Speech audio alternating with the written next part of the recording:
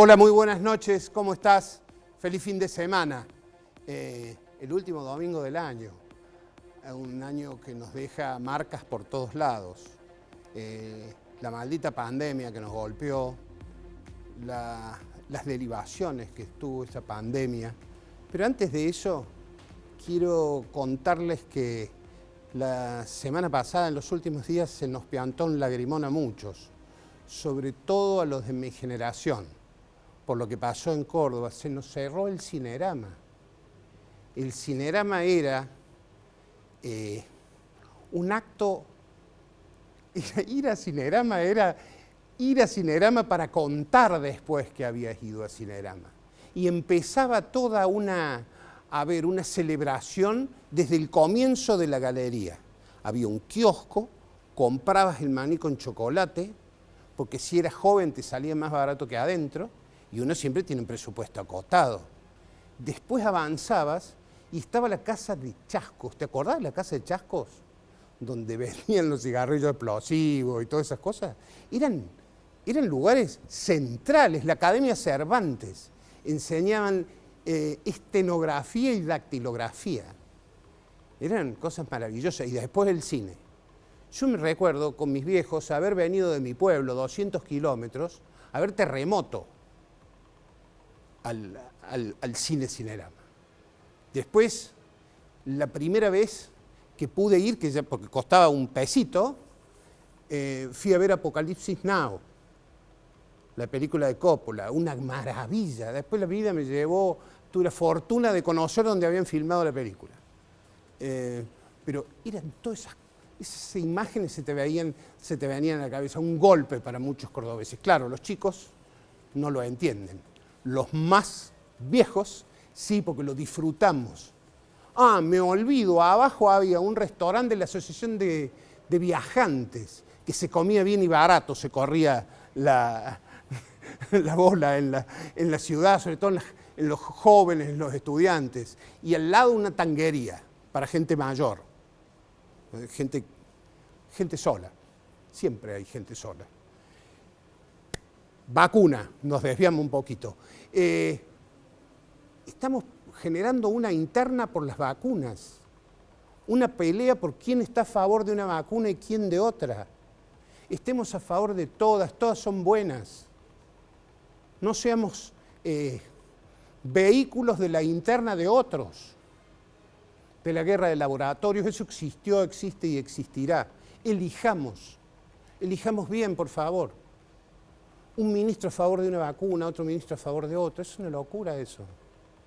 Nos hacen falta todas las vacunas, porque si tenemos todas las vacunas y muchas, vamos a vivir sin riesgo o con menor riesgo, o vamos a acotar muchísimo ese riesgo.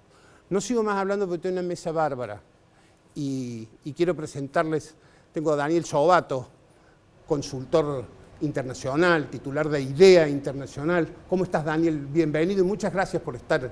Un cordobés que vive en Chile, que ha andado por todo el mundo y que hoy está con nosotros. Muchas gracias, en serio. Un verdadero gusto. Muchísimas gracias por esta invitación, Eduardo, y estar en tan buena compañía. Bueno, y el resto de la compañía en el piso es Natalia de la Sota, un apellido conocido si los hay en Córdoba.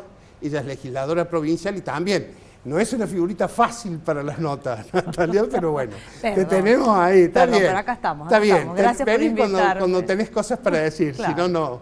Si no te gusta ocupar la cámara sin sentido.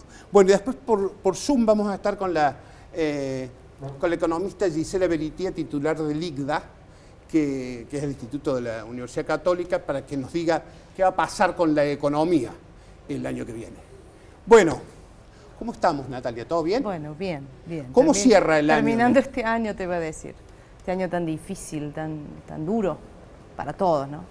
Y ni hablar para la gente que ha tenido que vivir una pérdida, que bueno, eso ha sido lo peor, supongo, para cada uno de ellos, ¿no? Pero bueno, es un año muy, muy triste, muy difícil.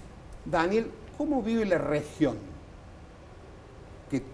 esta situación? Nosotros tenemos una situación económica totalmente distinta a la de los Estados Unidos, la de Europa, de Japón.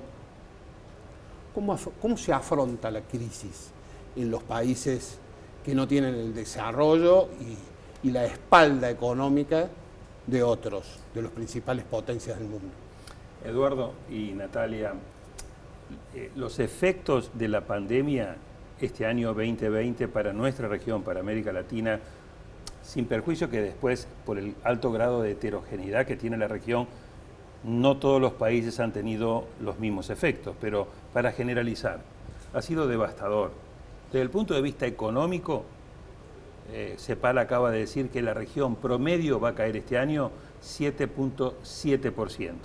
Es decir, vamos a tener prácticamente un retroceso en un año en Producto Interno Bruto per cápita de 10 años.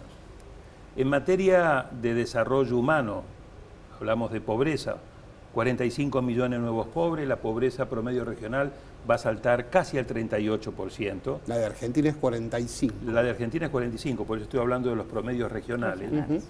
El desempleo, que es la pérdida de empleo, que es quizás una de las cuestiones más preocupantes, más de 40 millones de desempleados va a dejar esta pandemia, va a aumentar de nuevo la desigualdad y se va a incrementar nuevamente la informalidad.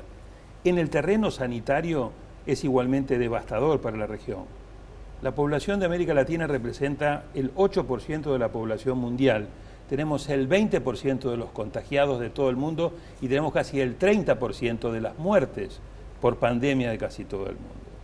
Y a su vez los efectos están siendo muy, muy preocupantes en materia tanto de calidad de la democracia, nosotros acabamos de presentar un informe que hace un balance regional, como en materia de debilitamiento del Estado de Derecho, uso abusivo en varios países de los estados de excepción, limitaciones muy importantes a la libertad de expresión.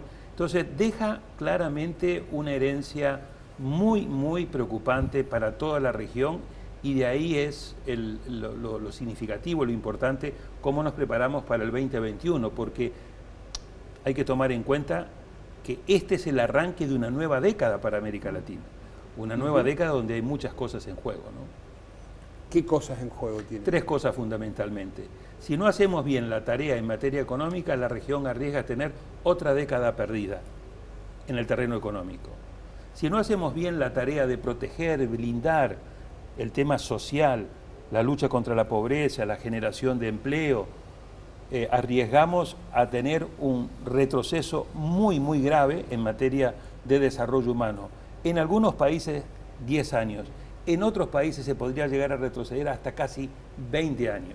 Y en tercer lugar, si no hacemos y no cuidamos bien y fortalecemos y actualizamos la democracia, de cara al inicio de un nuevo superciclo electoral en el 2021, podemos arriesgar tener un serio deterioro de la calidad de la democracia en varios países, una agudización del autoritarismo, lo estamos viendo en Venezuela, lo estamos viendo en Nicaragua y en Cuba, y eventualmente también un retroceso de algunas democracias que pueden involucionar hacia sistemas autoritarios.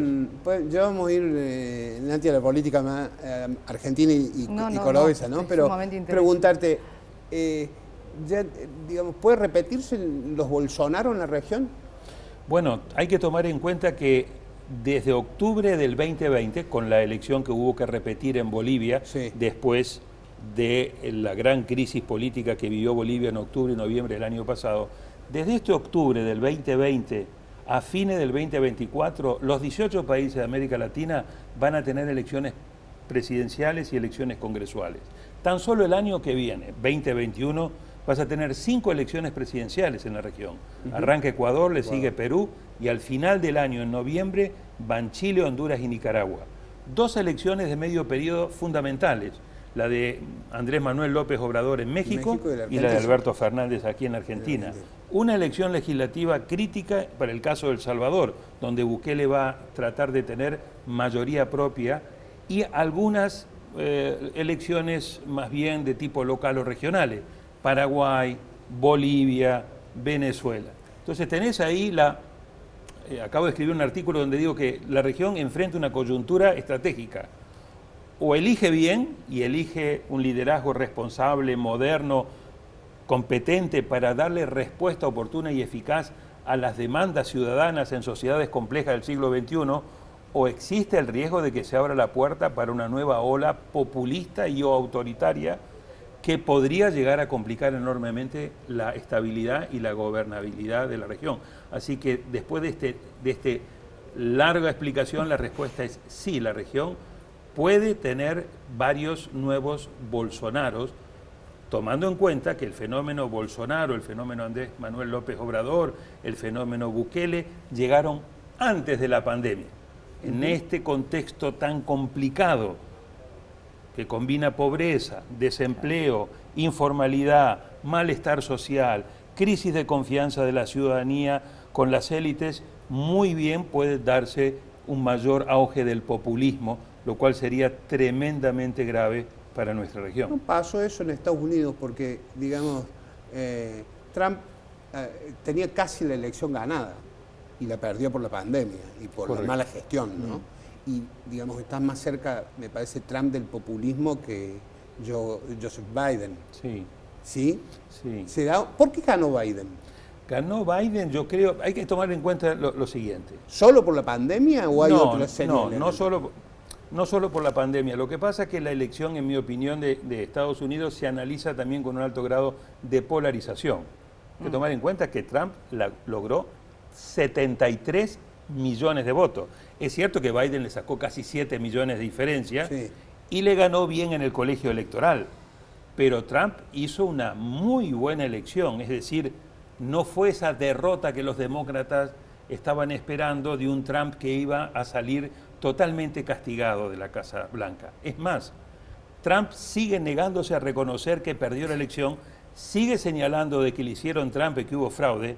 Hay millones de norteamericanos que creen ese discurso, que es una mentira, pero Trump está preparando su posible y eventual regreso en el 2024, porque claramente Trump fue derrotado, pero no se acabó Trump.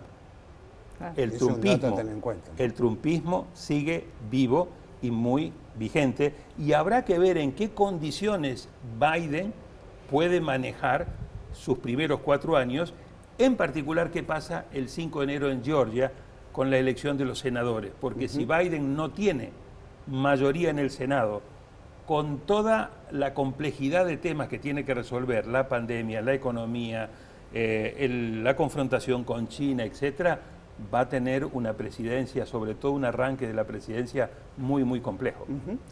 Voy rápidamente con Natalia antes de irnos al corte, pero digamos, ¿por qué? Para desarrollarlo a lo mejor en el próximo bloque o más adelante durante el programa, ¿por qué los cordobeses, que Córdoba no es una provincia peronista, está claro, ¿por qué lo votan al peronismo en Córdoba? Yo creo que, no sé si no es una provincia peronista, creo que aprendió a votar y aceptó este peronismo cordobés, digamos, ¿no? Que de alguna manera eso fue lo que construyó en su momento de la Sota y continuó Schiaretti. Un peronismo particular, un peronismo cordobés, ¿no? Vos lo sacás de la media del peronismo nacional. Lo relaciono mucho a José Manuel de la Sota, que logró esta manera de hacer política, de diálogo, de consenso, de tener en cuenta los distintos sectores. Yo creo que eso fue lo que aceptó Córdoba, ¿no? Un peronismo de esa manera. Está bien, está bien. Y en el 23 vuelve un nuevo desafío. Gran desafío. Gran desafío. Con la escala en el 21, sí, ¿no? Con escala en el 21, pero yo creo que nosotros, cuando digo nosotros, hablo de la generación que viene después de estos 2 grandes liderazgos, ¿no? De la Sota y Schiaretti. Sigo ahora en el próximo bloque, como vos quieras. No, nos vamos a ir primero a una pausa y después, después seguimos porque... Te vi cara de que había que ir al corte. Largo, muy bien. Es largo, tenemos tiempo, tenemos un solo Zoom con Gisela, pero tenemos tiempo. Vamos a la pausita y aquí nosotros seguimos hablando de política. Dale.